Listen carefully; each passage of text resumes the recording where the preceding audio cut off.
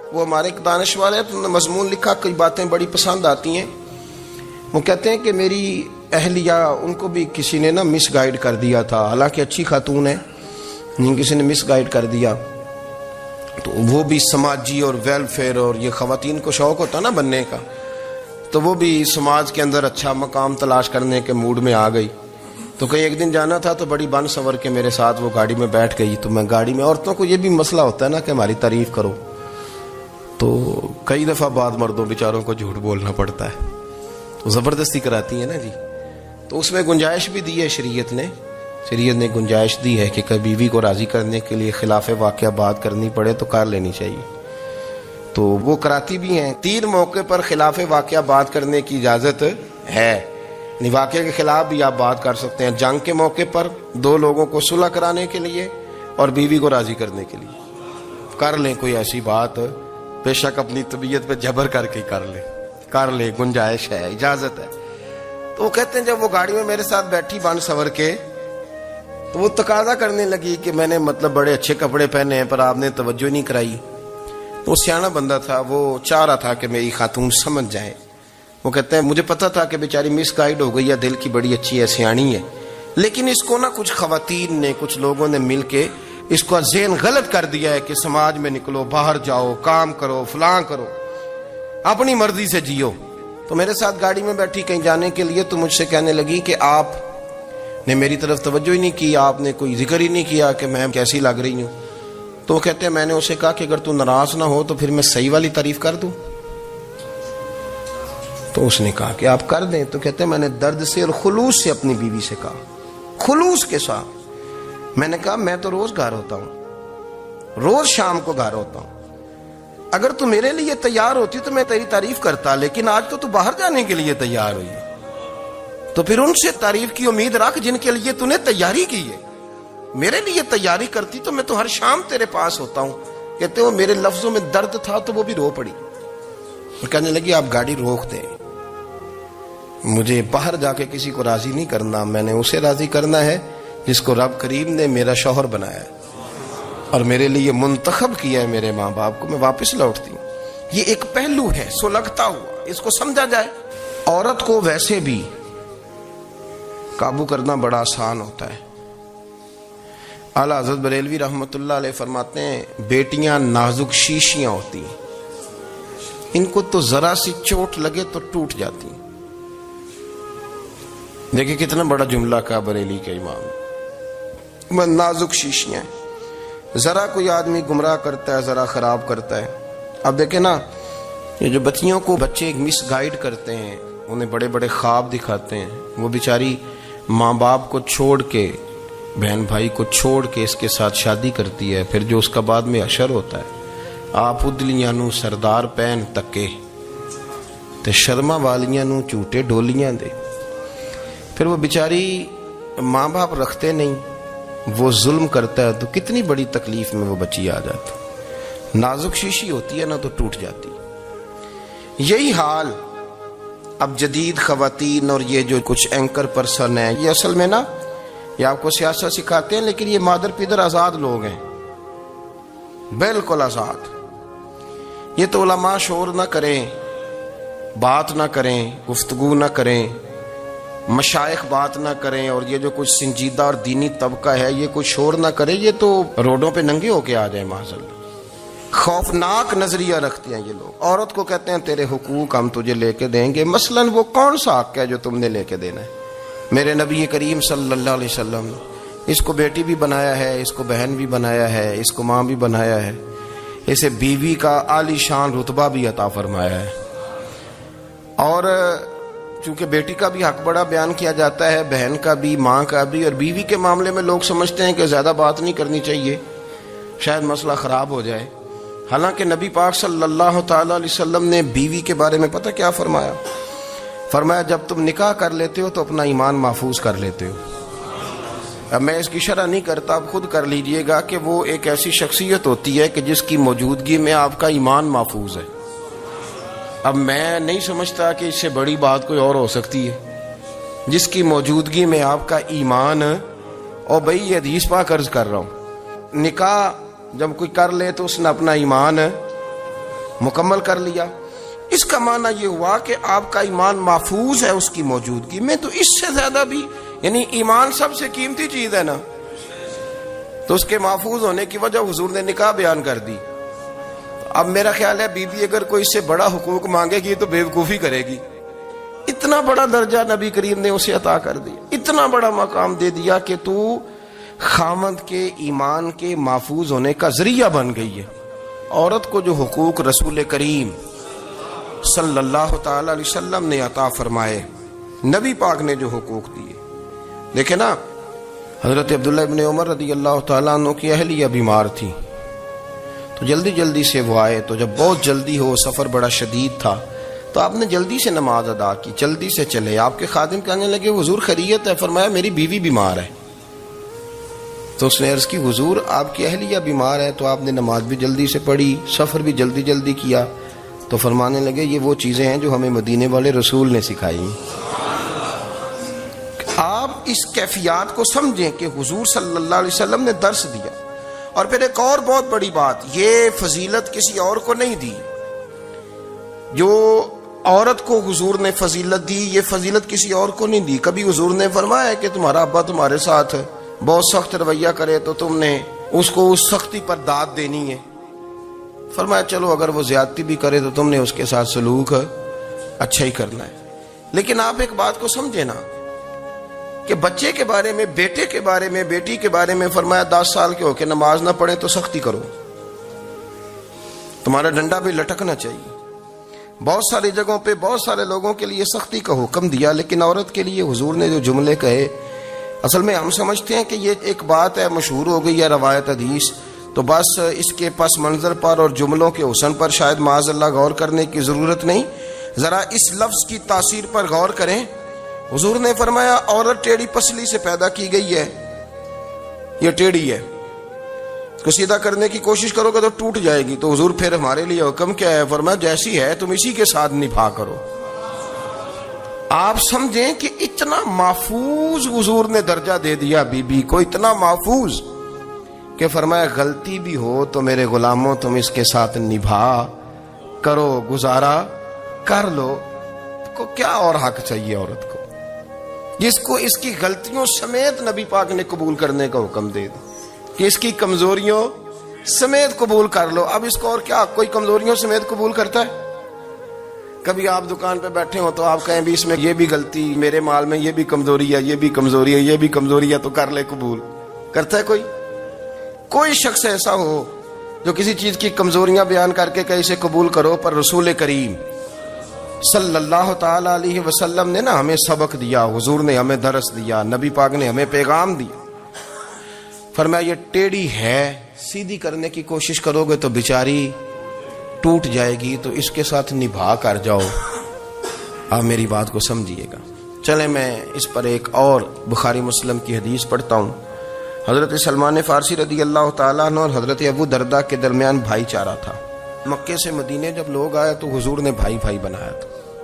ان کے درمیان بھائی چارہ تھا, تو ابھی پردے کی آیات نازل نہیں ہوئی تھیں, تو لوگ ایک دوسرے کی طرف جاتے تھے. حضرت سلمان فارسی رضی اللہ تعالیٰ عنہ حضرت ابو دردہ رضی اللہ تعالیٰ عنہ کے گھر میں تشریف لے گئے, تو دیکھا کہ ان کی بیوی بڑی غمگین بیٹھی. تو ہم نے فرمایا بہن کیا ہوا؟ تو کہنے لگی تمہارے بھائی کو دلچسپی کوئی نہیں رہی, ہر روز روزہ رکھ لیتا ہے اور ساری ساری رات نفل پڑھتا ہے. حضرت سلمان فارسی کہنے لگے ٹھیک ہے کر لیتے ہیں بندوبست. نماز دین ہے کہ نہیں؟ دین ہے نا یہ چیزیں. لیکن حضرت سلمان فارسی جناب ابو دردہ سے کہنے لگے آج میں نے تیرے گھر میں رہنا رات کو, کیونکہ وہ تو ساری رات نماز پڑھتے تھے, نفل پڑھتے تھے. انہوں نے کہا ٹھیک ہے. ایک بستر لا کے بچھا دیا حضرت سلمان فارسی کے لیے. سلمان فارسی فرمانے لگے دوسرا بھی لا. کہا وہ کیا کرنا ہے؟ فرمانے لگے تو نے بھی سونا ہے, میں نے بھی سونا ہے, تو نے بھی سونا ہے. عشاء پڑھیں گے اور پھر دونوں سوئیں گے. کہا میں نے تو نماز پڑھنی ہے. فرمایا تہجد کے وقت اٹھ کے پڑھیں گے, اللہ کے رسول بھی رات آخری حصے میں جا کے نماز پڑھتے. ادھر ساتھ سلا لیا. وہ تھوڑی کو دیر سوئے, اب عادت تھی ساری رات اٹھنے کی, ذرا اٹھنے لگے بستر سے. تو حضرت سلمان فارسی فرمایا چپ کر کے سو جا, وہ بڑی رات پڑی ہوئی, چپ کر کے سو جا. وہ لیٹ گئے, پھر اٹھنے لگے. تو فرمایا سو جا چپ کر کے, بڑا ٹائم ہے. سحری کے وقت اٹھے, نفل پڑھے. ان کا ارادہ تھا روزہ رکھنے کا, تو فرمانے لگے کل رکھا تھا نا. نفلی روزہ جی رکھا تھا، پرسوں بھی رکھا تھا، ترسوں بھی رکھا تھا، فرمایا آج نہیں رکھنا، آج میں تیرا مہمان ہوں، سارا دن کٹھے مل کے روٹیاں کھائیں گے، آج نہیں روزہ رکھنا، سلا دیا۔ اب حضرت ابو درداء رضی اللہ تعالیٰ عنہ کہہ تو کچھ نہ سکے، پر کہنے لگے سلمان تم پتہ تم کیا کر رہے ہو، نہ تم نے مجھے رات اٹھ کے زیادہ نفل پڑھنے دیے، سویرے روزہ نہیں رکھنے دیا۔ تو حضرت سلمان فارسی کہنے لگے کوئی لمبی بات تو نہیں نا، چلتے ہیں نا ابھی فجر میں مسجد نبوی میں، تو نبی پاک کو بتاتے ہیں، سرکار دو عالم علیہ السلام کی خدمت میں تو اپنی بات کرنا، میں اپنی کروں گا، حضور نتیجے کا اعلان فرما دیں گے، بات طے ہو جائے گی۔ حاضر خدمت ہوئے، عرض کی یا رسول اللہ صلی اللہ تعالیٰ علیہ وسلم یہ ساری رات نفل پڑھتے ہیں، ہر روز روزہ رکھتے ہیں، ان کی اہلیہ غمگین بیٹھی ہیں، حکم فرمائے۔ تو نبی پاک صلی اللہ علیہ وسلم نے فرمایا پھر ہوا کیا؟ یا رسول اللہ میں نے رات سلایا ہے، سحری میں اٹھایا ہے، سویرے روزہ نہیں رکھنے دیا۔ نبی پاک نے فرمایا سلمان فارسی نے ٹھیک کیا، سلمان فارسی نے ٹھیک کیا۔ پھر حضور نے فرمایا، نبی کریم نے فرمایا ابو درداء تیرے اوپر اگر اللہ کا حق ہے، اس کے رسول کا حق ہے، دین کا حق ہے، تو فرمایا تیری آنکھ کا بھی تیرے اوپر حق ہے، تیرے وجود کا بھی تیرے اوپر حق ہے، یہ حضور نے فرمایا، تیرے بچوں کا بھی تیرے اوپر حق ہے، تیری بیوی کا بھی تیرے اوپر حق، اس حق کو بھی سمجھے، حقوق اللہ بھی ہیں، پر تیری آنکھ کا بھی تیرے اوپر، کیا مانا کہ تیری آنکھ سونا چاہتی ہے تو اسے سلا بھی، تیرے وجود کا بھی تیرے اوپر حق، تو تیرا وجود آرام کرنا چاہتا ہے تو اسے آرام بھی کرا۔ اور پھر وہاں نبی پاک صلی اللہ علیہ وسلم نے فرمایا میں تم سب، سننا یہ لفظ حدیث کے، حضور نے اسی موقع پر فرمایا میں تم سب سے زیادہ اپنے رب کو جانتا ہوں اور میں تم سب سے بڑھ کر اپنے رب سے ڈرتا ہوں۔ حضور فرمانے لگے میں روزہ بھی رکھتا ہوں، افطار بھی کرتا ہوں، یعنی کبھی رکھتا ہوں اور کبھی نہیں رکھتا۔ فرمایا میں نفل بھی پڑھتا ہوں اور اپنی بیویوں کو وقت بھی دیتا ہوں۔ سرکار مسجد میں بھی آتے تھے، نواسوں کے ساتھ کھیلا بھی کرتے، ان کے ساتھ پیار بھی کرتے۔ تو اتنے بڑے حقوق حضور نے بیان فرمائے عورتوں کے کہ تمہاری بیوی کا بھی تمہارے اوپر۔ لو ایک حدیث بخاری کی اور یہاں بیان کر دیتا ہوں۔ ایک شخص نے آ کے عرض کی یا رسول اللہ صلی اللہ تعالی علیہ وسلم جہاد کے لیے تیاری ہو گئی ہے، صفیں بن رہی ہیں، مجاہدین کی تیاری ہے، تو میرا بھی نام لکھ دیا گیا ہے مجاہدوں کی لسٹ میں، لیکن یا رسول اللہ صلی اللہ تعالی علیہ وسلم میری بیوی نے حج کی تیاری کر لی ہے اور میرے دوستوں نے، صحابہ نے میرا نام مجاہدین کی لسٹ میں لکھ دیا، تو میرے لیے کیا حکم ہے؟ یہ بخاری مسلم ہے۔ تو نبی پاک صلی اللہ تعالی علیہ وسلم نے فرمایا جہاد پہ کوئی اور چلا جائے گا تو بیوی کے ساتھ حج کرنے جا، اسے محرم کی ضرورت ہے، وہ تیرے بغیر کیسے جائے گی؟ مجاہدین کو تو اور مجاہد مل جائے گا، پر تو اپنی بیوی کے ساتھ جانا۔ نبی پاک صلی اللہ علیہ وسلم نے مرد کو محافظ بنایا ہے، عورت کو مرد کا قیدی نہیں بنایا، بلکہ عورت کو حفاظت عطا کی اور مرد کو اس کا محافظ بنایا۔ اب بچیاں آزاد ہونا چاہتی ہیں، اور آزادی بھی وہ والی کہ جو بنیادی طور پر آزادی نہیں، فحاشی ہے۔ میں نے بہت پہلے کہا ہے کہ اسلام بیٹیوں کو قیمتی سمجھتا ہے، جس بندے کے پاس 20 تولے سونا ہو وہ چوک میں لے کے نہیں آتا، وہ قیمتی چیز ہے، اس نے چھپا کے رکھی ہوتی ہے۔ تو جو نبی پاک صلی اللہ علیہ وسلم کا کلمہ پڑھنے والے بیویاں، اسلام انہیں قیمتی سمجھتا ہے، کہتا ہے کہ تم قیمتی ہو لہذا گھر کے اندر رہو، تم باہر نہ ہو۔ لیکن عورتیں ہیں کہ ان کو بلا وجہ لوگ خراب کر دیتے ہیں اور بلا وجہ وہ اس مغالطے کا شکار ہو جاتی ہیں۔ اب آگے بڑھتے ہیں۔ قرآن مجید نے سورہ نور کی آیت نمبر 30 میں کہا کہ کل للمؤمنین یغضوا من ابصارہم، فرمایا کہ اے محبوب علیہ السلام مومن مردوں سے کہہ دو کہ اپنی نظریں جھکا کے رکھیں، اپنی نظریں۔ اور اگلی آیت میں فرمایا وَقُلْ لِلْمُؤْمِنَاتِ یغضضن من ابصارہن، فرمایا کہ اے محبوب مومن عورتوں سے بھی کہہ دو کہ اپنی نظریں جھکا۔ مرد بھی اپنی نظر جھکا کے رکھے گا عورت کی طرف، لیکن یہ ساری پابندی صرف مرد پر نہیں، عورت بھی غیر محرم کا چہرہ نہیں دیکھے گی، اس پر بھی اسی طرح نظر جھکانے کا حکم ہے، جس طرح کہ وہ ہر دکاندار کو بھائی جان کہہ کے گفتگو کرنے کی اس کو بھی اجازت نہیں ہے کہ وہ بھی وہ سمجھے کہ پابندی تو مرد نے کرنی تھی، میں نے تھوڑی کرنی تھی۔ وہ جس کے پاس جائے، جہاں بھی جائے، ڈاکٹر کے پاس جائے، باہر جائے، تو وہ جس طرح مرضی اس کا دل چاہے وہ بات چیت کرے، اس کی عورت کو بھی اجازت اسلام نہیں دیتا. بنیادی طور پہ اسلام شرم و حیا کا دین ہے. حیا کی بات کرتا ہے. حیا کی جب ہم تعریف کرتے ہیں تو حیا کی تعریف یہ ہے کہ کوئی کبھی چیز دیکھ کے نا تو آپ کی طبیعت میں کراہت محسوس ہو, آپ کوئی غلط جملہ منہ سے نکالتے ہوئے ذرا جھجکیں, آپ کوئی غلط بات کرتے ہوئے تھوڑا بوجھ محسوس کریں. ہمارے ہاں تیزی سے فروغ پایا ہے بے حیائی نے. سنگیوں کی محفلیں, یاروں کی محفلیں, اس میں غلیظ گفتگو ہوتی ہے الا ماشاء. جن دوستوں کو بڑی پاک صاف گفتگو کرنی چاہیے. دوستی کا رشتہ بڑا مقدس رشتہ ہے. جو یہاں ایک دوسرے سے پیار کریں گے جنت میں بھی اکٹھے داخل کیے جائیں گے.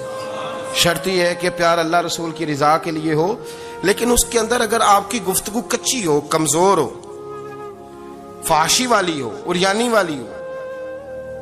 ہمارے ہاں تو اب اس کو لوگ فیشن سمجھتے ہیں, اس کو مردانگی کی علامت سمجھتے ہیں کہ وہ جی ساری باتیں جی وہاں ہو گئی اور جس کا جو جی چاہا اس نے کہا. آپ جب حیا کے دائرے میں ہوتے ہیں تو آپ خود بھی سکون محسوس کرتے ہیں. دیکھیں نا, آپ کو نیند سکون سے کہاں آتی ہے؟ جہاں کمرہ بند ہو, چاروں جانب دیوار ہے, اوپر چھت ہے, خالی دروازہ بھی کھلا ہوا ہونا تو جب بندہ سکون لینا چاہتا ہے تو کہتا ہے یار ذرا دروازہ ذرا بند کر دو. وہ اچھی طرح اپنے آپ کو چھپا لیتا ہے نا حیا کے پردے میں, تو اللہ اسے سکون عطا کرتا ہے. اور جو اس سے بھی زیادہ ٹھنڈی نیند میں جانا چاہتا ہے وہ کہتا ہے لائٹ بھی بند کر دو. اب وہ مکمل طور پہ سمجھتا ہے کہ میں چاروں جانب سے چھپ گیا ہوں, اگر میں کھل کے بھی سو جاؤں گا تو میرا چونکہ پردہ قائم ہے تو مجھے کوئی دشواری نہیں ہوگی. آپ جب چھپ جاتے ہیں, جب آپ حیا کے اندر سمٹ جاتے ہیں, جب آپ چادر کے اندر آ جاتے ہیں تو آپ بہت ساری جگہوں پہ آسانی محسوس کرتے ہیں. تو حیا تو آپ کو سکون دیتی ہے, حیا تو دل کو راحت دیتی ہے.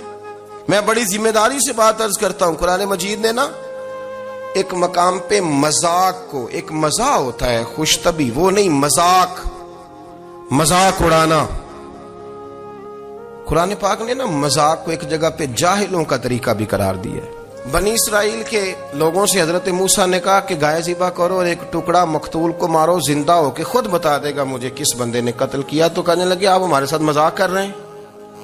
تو قرآن مجید کہتا ہے کہ حضرت سیدنا موسیٰ علیہ السلام فرمانے لگے اعوذ باللہ ان اکون من الجاہلین. فرمانے لگے میں اللہ کی پناہ مانگتا ہوں کہ میں جاہلوں میں سے ہو جاؤں. یہ مذاق کرنا تو جاہلوں کا طریقہ ہے.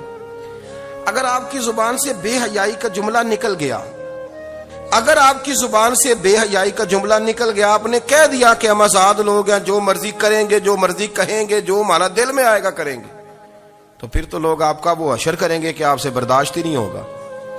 جس کا لوگ مذاق بنا لیتے ہیں اور جو مذاق بن جاتا ہے پھر اسے کچھ جینے دیتا ہے. آپ حیا کی چادر میں چھپیں گے تو بچیں گے. اگر آپ نے اپنا مذاق بنوا لیا یہ کہہ کے کہ میں نے مرضی کرنی ہے, پھر یاد رکھنا چھپنے کو جگہ نہیں ملے گی, پھر تکلیف میں آ جائیں گے, پھر بہت بڑی اذیت کا شکار ہو جائیں. شرم و حیا, عرب کے اندر جو کنواری لڑکیاں تھیں ان میں بڑی حیا ہوتی تھی. الحمدللہ میں بڑے فخر سے کہتا ہوں کہ میرے پنجاب کی, میرے پاکستان کی بیٹیاں بھی 20 دفعہ ان کا ابا کہے تیری شادی کرنی ہے تو وہ آنکھ نہیں اٹھا پاتی آج بھی. یہ تو وہ چند لوگ ہیں جو کہتے ہیں ہم ہائی کلاس ہو گئے, ہمیں نہیں پتا کہ وہ روشن خیال ہو گئے ہیں کہ روغن خیال ہو گئے, پتہ نہیں کدھر چلے گئے. ورنہ ہماری بیٹیاں آج بھی جب ان سے ان کا باپ, ان کی ماں بات کرتی ہے تیری شادی کی, تو وہ تو شرم کے ساتھ پچھلے سے پچھلے کمرے میں چھپتی ہیں. یہ اللہ نے فضل کیا ہوا ہے اس ملت پر. تو عرب کی لڑکی بڑی حیا والی ہوتی تھی, اس سے کوئی بات کرنی پڑتی تھی تو 20 دفعہ بات کی جاتی, پھر بھی وہ عورت چھپتی پھرتی تھی. حضرت عائشہ صدیقہ رضی اللہ تعالیٰ عنہ فرمانے لگیں میرے نبی پاک صلی اللہ علیہ وسلم عرب کی کنواری لڑکیوں سے بھی زیادہ حیا کرنے والے. قاضی اعجاز مالکی نے, شیخ عبدالحق محدث دہلوی نے, دیگر بزرگ جو سیرت نگار گزرے انہوں نے لکھا ہے کہ نبی پاک صلی اللہ علیہ وسلم کے اندر 100 مردوں سے زیادہ طاقت تھی, 100 مردوں سے زیادہ طاقت. اب جو بات کہنے لگا ہوں, جو نتیجہ دینے لگا ہوں, اس پر خاص توجہ آپ فرمائیں گے. ذرا فکری طور پر, نظریاتی طور پر ایک چیز کو سمجھیے. ہم سمجھتے ہیں کہ جوان لڑکا ہے جی جو مرضی کرے, عمر ہے جی. آپ ذرا بات پر غور کیجئے گا کہ حضور صلی اللہ علیہ وسلم میں طاقت 100 مردوں سے زیادہ ہے. اور حیا کواری لڑکیوں سے بھی زیادہ ہے. ذرا اس بات کا تقابلی جائزہ کیجئے گا کہ طاقت 100 مرد سے زیادہ ہے لیکن حیا کواری لڑکی سے بھی زیادہ ہے. اس کا معنی یہ ہوا کہ جس ٹہنی کو پھل زیادہ لگ جاتے ہیں وہ جھکا کرتی. تو حیا تو حسن ہے. حیا تو آپ کو پاک صاف کرے گا. حیا تو آپ کو نرالا کرے گا, انوکھا کرے گا. رسول کریم صلی اللہ علیہ وسلم عرب کی کواری لڑکیوں سے زیادہ حیا والے تھے. کواری لڑکیوں سے زیادہ حضور حیا فرمایا کرتے تھے.